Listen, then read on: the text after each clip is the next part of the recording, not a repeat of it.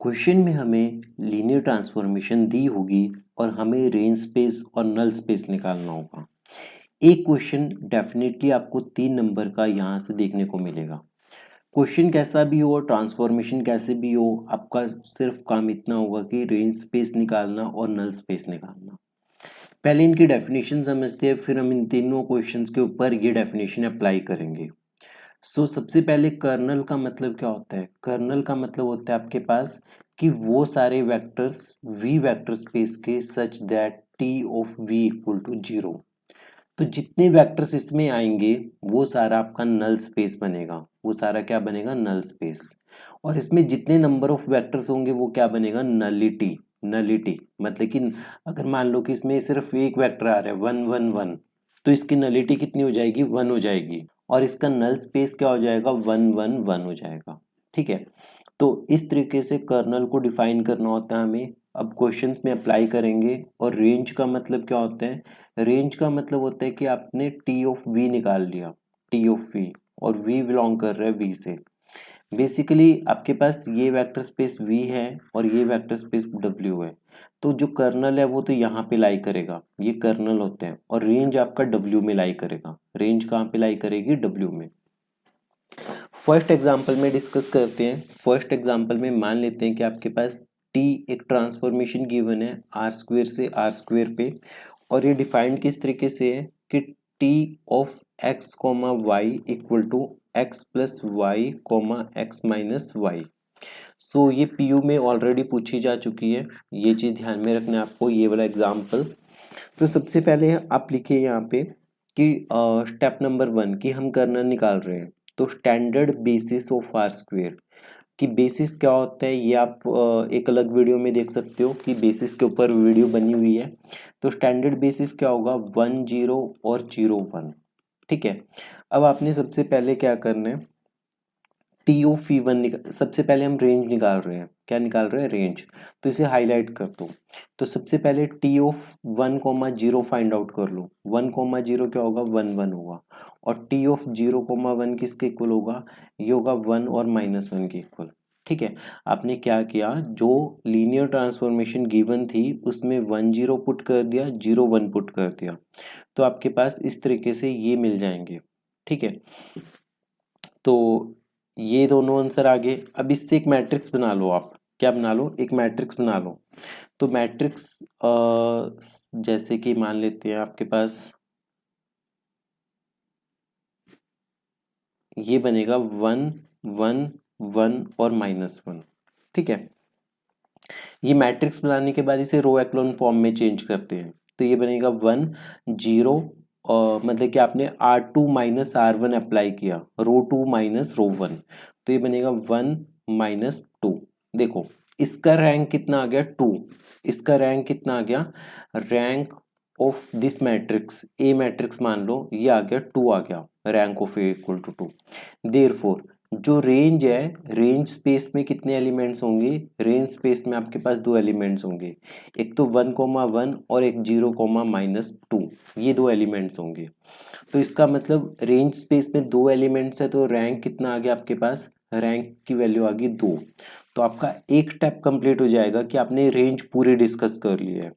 अब हम move on करते हैं कर्नल के ऊपर।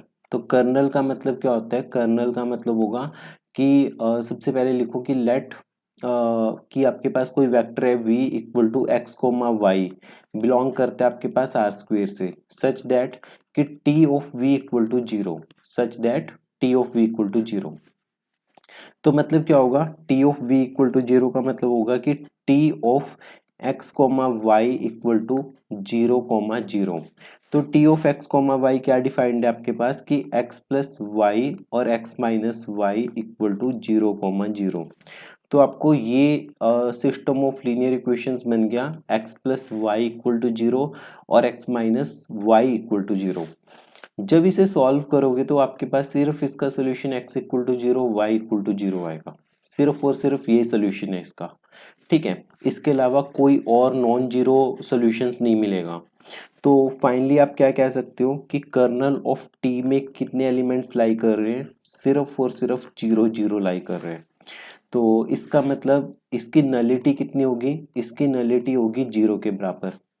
तो हमें पता है कि रैंक नलिटी थ्योरम में क्या होते हैं, रैंक नलिटी थ्योरम की स्टेटमेंट ये है कि अगर ट्रांसफॉर्मेशन V से W है तो dimension of V equal to rank plus nullity, rank plus nullity. और हमारे इस क्वेश्चन में हमारे पास यहाँ पे क्या दिया हुआ है, इसका जो डायमेंशन है, इसका डायमेंशन कितने 2, तो यहाँ पे हमने 2 पुट कर दिया और रैंक की वैल्यू 2 आई थी, नलिटी की वैल्यू 0 आई थी, तो हेंस आपने रैंक नलिटी थ्योरम वेरीफाई कर दी। सो नेक्स्ट क्वेश्चन पे मूव ऑन करते हैं। ये क्वेश्चन पीयू में 2014 में पूछा गया है। ये इसमें ध्यान देने वाली बात ये है कि काफ़ी सारे स्टूडेंट्स को कंफ्यूजन होनी शुरू हो जाती है अगर वेक्टर स्पेस में, जैसे मान लो आर स्क्वायर से आपके पास आर क्यूब पे डिफाइंड हो गया, तो इसमें ट्रांसफॉर्मेशन कैसे डिफाइंड है, T of x comma Y equal to x plus y x minus y comma y. सबसे पहला टास्क हमारा यही रहेगा कि रेंज निकालते हैं, रेंज के ऊपर काम करते हैं, इसे अंडरलाइन कर लो। उसके बाद स्टेप नंबर 1 में लिखो कि स्टैंडर्ड बेसिस क्या दिया हुआ है, standard basis of R square, standard basis of R square किसके इक्वल है, ये इक्वल होगा 1,0 और 0,1 के इक्वल। तो टी ऑफ 1,0 पुट करो, 1,0 पुट करोगे तो 1 1 और 0 आएगा, और टी ऑफ 0,1 पुट करोगे तो आपके पास क्या आएगा, इसमें हमें पुट करना है बेसिकली, इसमें 0,1, तो यहाँ पे आएगा 0 प्लस 1 1 माइनस 1 1, तो ये बनेगा 1 माइनस 1 और 1। तो ये जो वेक्टर्स बने हैं इनको लेके आप एक मैट्रिक्स बना दो, 1 1 0 1 माइनस 1 1। अब क्या करो, इसे रो एक्लोन फॉर्म में चेंज करो। रो एक्लोन फॉर्म का मतलब ये होता है कि जो फर्स्ट डायगोनल है उसके नीचे सारे जीरो बना दो। तो R2 माइनस R1 ऑपरेशन लगाया, R2 माइनस R1, तो यहाँ पे क्या बनेगा 1 0 1 माइनस 1 माइनस 1, तो ये बनेगा -2 0 1। ठीक है, अब इसका रैंक आपको दिख रहा है कि इसका रैंक किसके इक्वल होगा, 2 के इक्वल है, तो rank is equal to 2। Therefore ये जो दो वेक्टर्स है 1 1 0 और 0 माइनस 2 और 1, ये स्पैन कर रहे हैं, ये स्पैन क्या कर रहे हैं, रेंज को। तो रैंक की वैल्यू किसके इक्वल होगी, रैंक की वैल्यू होगी 2। रेंज स्पेस में 2 ही वेक्टर्स है तो रैंक की वैल्यू 2 हो जाएगी। तो ये सारा काम आपने रेंज के लिए करना है। ठीक है, उसके बाद नलिटी के लिए क्या करोगे, कर्नल के लिए क्या करोगे, T of x comma y को 0 पुट कर दो, तो कर्नल लिख लो यहाँ पे, ठीक है, या नलिटी लिख लो, अंडरलाइन कर लो, let X comma Y belong to R square such that belong to kernel, यहाँ पे लिखना है ये बिलोंग कर रहे हैं कर्नल से, किससे बिलोंग कर रहे हैं, कर्नल से। सच दैट कि T of x comma Y equal to 0, तो T of x comma Y equal to 0 अगर होगा तो आपके पास क्या होगा, x plus y x minus y और वाई इक्वल टू 0 0 0। ठीक है, तो कंपेयर करोगे तो आपके पास y की वैल्यू तो डायरेक्टली 0 आ गई, जब x माइनस वाई को 0 पुट करोगे तो y 0 है तो x की वैल्यू भी 0 आ गई। तो ये दो आपके पास बन गया y इक्वल टू 0 और x इक्वल टू 0।